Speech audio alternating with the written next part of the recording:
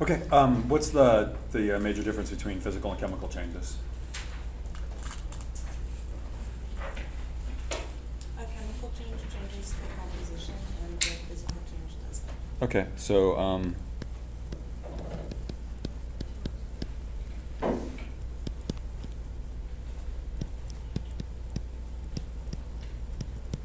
what do we mean by changes composition? It changes the actual chemical properties of it, or Why?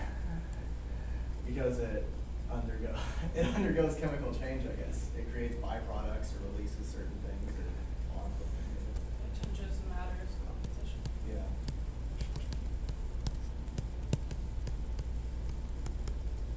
The chemical formula changes. That's it. That's the reason the properties change, because I don't have that thing anymore. So I used to have two hydrogens attached to an oxygen, and now I don't anymore. So that thing that I have now created, my products, no longer have the same composition, no longer have the same chemical formula as the water molecule does. What happens in a physical change? It changes the form, but the composition is the same. Okay, so by form, what do we mean?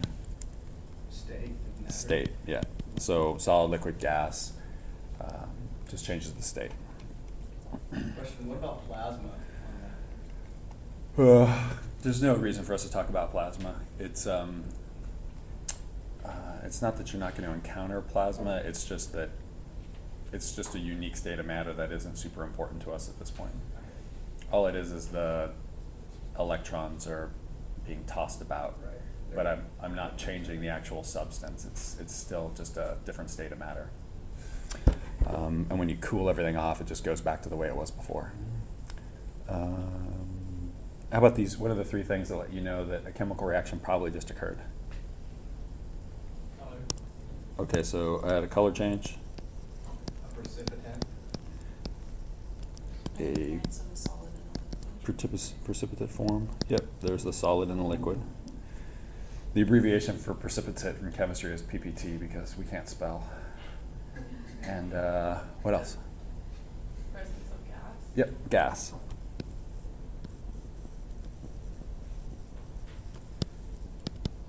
And again, this presence of a gas thing is not like I put a pot of water on the stove and then I turn the stove on and heat it, and then obviously there's gas bubbles there.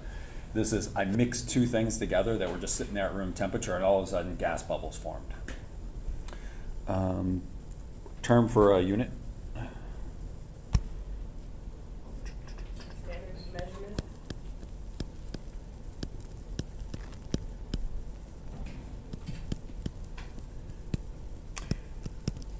Okay, so they're obviously measuring things.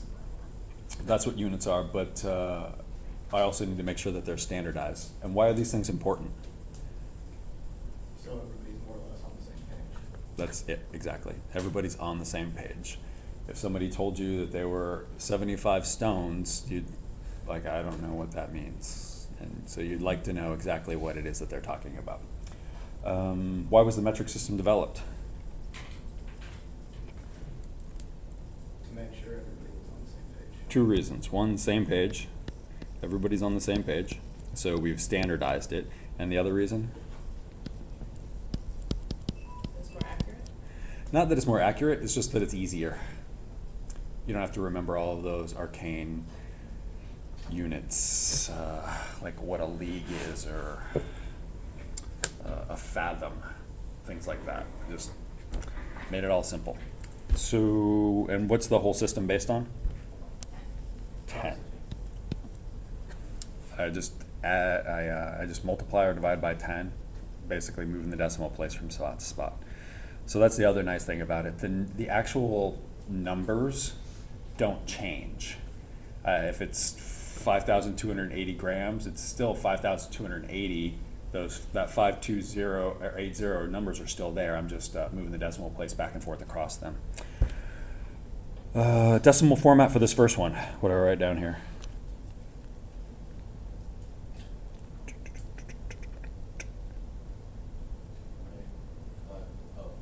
You just move the decimal 5 places to the right.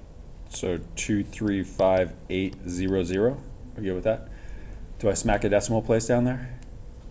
I do not. Not that accurate. It is not that accurate. It's only accurate to how many significant figures? 5. Well, 4. yeah.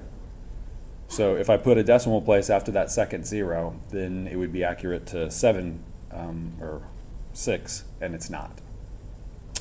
Scientific notation for the next one? Oh.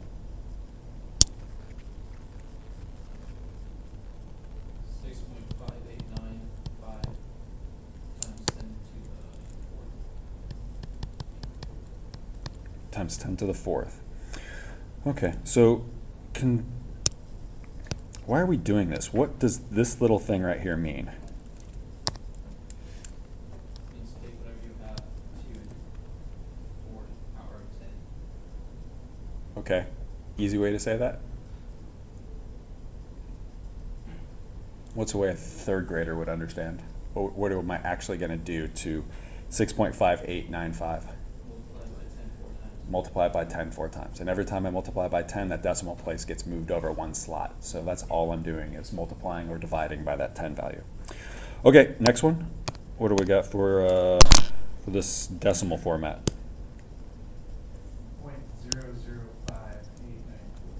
0.005894. 1, 2, 3. Yep, that's it. There should be a 0 right here in front of the decimal place. I almost never write it. I'm trying to remember to write it. I'm trying to remember to write it because when I was at OHSU last year, I was talking to people who deal with people making mistakes when they calculate drug values. And they said that 5 years ago they instituted that 0 in front of the decimal place, and that's helped, it's cut down on errors. So mathematically the 0 in front of the decimal place means absolutely nothing. But for people, it seems to mean something. So I would like you to put that 0 in front of the decimal place. It seems to be helping. Okay, so the next one, decimal or the scientific notation value for this guy? 9.23 times 10 to the negative 4. 10 to the negative 4. Okay, so if I was trying to get back to that 0.000923, what would I do? You just Slide to the right. Yeah, exactly. So it's positive, right? So I'm dividing that, what I have now, which is 9.32 by 10 4 times. All right with that? I mean, the whole point is this number right here and this number right here are equal to each other. How can that value and that value be equal to each other? They're only equal to each other if I take this value right here and I divide it by 10 4 times. Then they're equal to each other. All right, so I want to convert this into meters. So it's 2.85 inches. How does that keep happening? Oh, it's not. There we go. So I need to go over to meters, and so initially I need to get rid of inches. So how do I get rid of the inches? What do I do? Inches to centimeters. Okay, so I'm going to put inch here and centimeters here. And so the value is 2.54 to 1. So what do I do with the inches? They cancel each other out. They cancel each other out. Numerator, denominator. Now what do I do? multiply. I need to get rid of the centimeter value, right? You're going to meters. So I'm going to meters. So I'm going to put centimeters down here. You see how doing it this way leads you to the next thing that you're supposed to do? And so do I know a unit conversion to go from centimeters directly into my answer? Yeah. Hopefully. What is it? It's times 100. It's 100. So where do I put the 100? Below. Right. You can write this to one of two ways. You could either write a 1 next to the centimeter or a 1 next to the meter. I always write a 1 next to the bigger unit. That way, the smaller unit is just a bunch of those things, as opposed to saying that I've got 1 centimeter, how many portions of a meter fit into this? And the answer would be 0.01. But it's a lot easier for me to think about, okay, I've got 1 meter, how many centimeters fit into that? And it's 100. So now that I've got the centimeter in the numerator and the denominator, the centimeters cancel out, and I've got the unit that I'm looking for, right? Just meters. What do we get for this?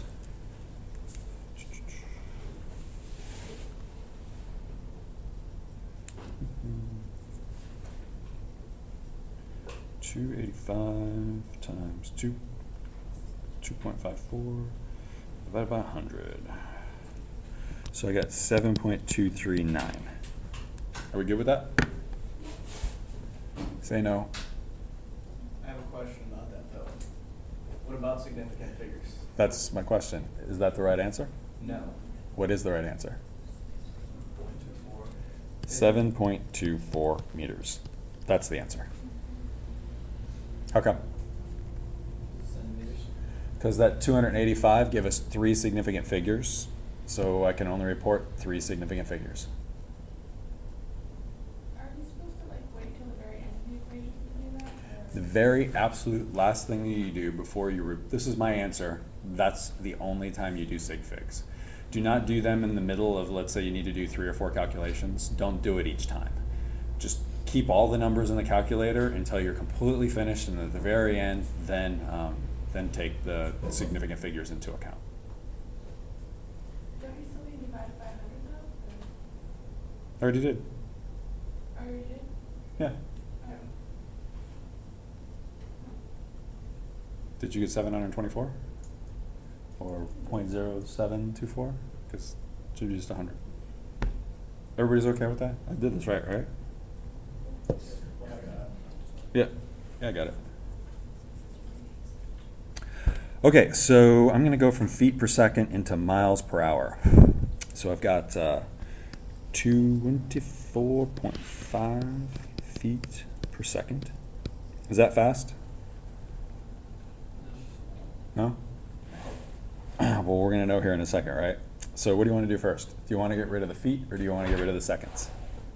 Seconds. All right, so where do I put them to get them to cancel out? Well, we're going to hours. But where do I put the second unit to get the seconds unit I already have to get canceled? It's got to be in the numerator. So I'll put seconds up here. And do I know anything to go from seconds directly into hours? No. Maybe, but I do know of a way to go into something that gets me closer, and so I could put minutes here, right? So then it's 60 of these things and 1 of those things. And so then I'll go ahead and cancel out the seconds. And am I where I want to be with the time unit?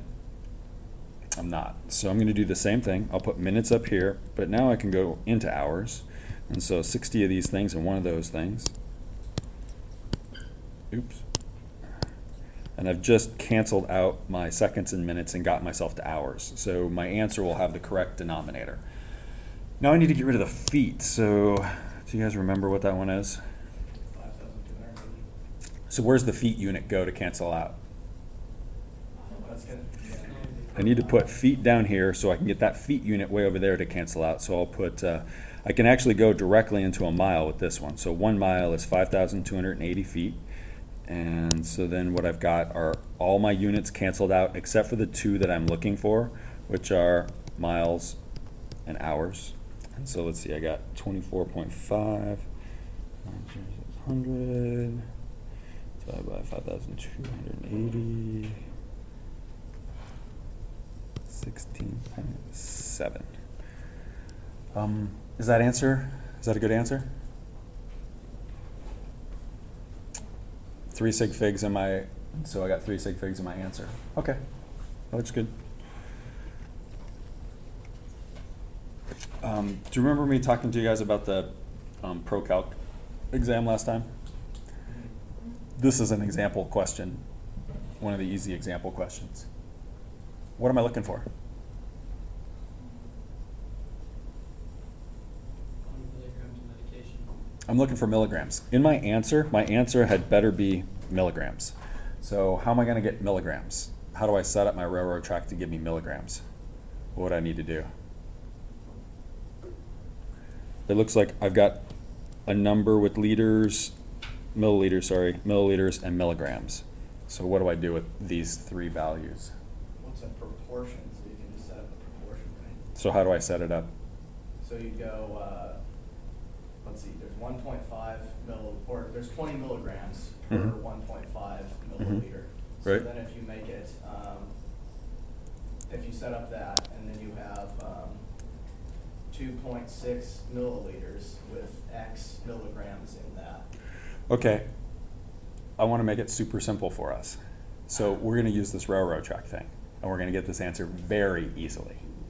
So what do I need my answers units to be? Milligrams. Do I need the milligram unit in the numerator or the denominator to make that happen? I need it to be in the numerator. So I'm going to write the only number that I've got up here that's got milligrams in it, I'm going to write 20 milligrams, but this 20 milligrams comes with this 1.5 milliliter number. You all right with that? Milligrams is right here. This is where I want it. I want it in the numerator. But that number came with the milliliter unit, so I need to get rid of that. So is there a way I can get rid of the milliliter number? 2.6 milliliters in the numerator. 2.6 milliliters in the numerator. So I put 2.6 milliliters here. The milliliters cancel out, and then the only thing I've got left is milligrams. So it's just going to be 20 times 2.6 divided by 1.5.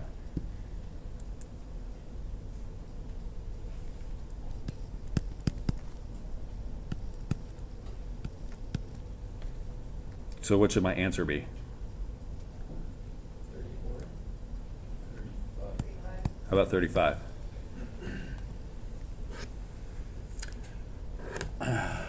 Did we set up a proportion? Yeah. Yep.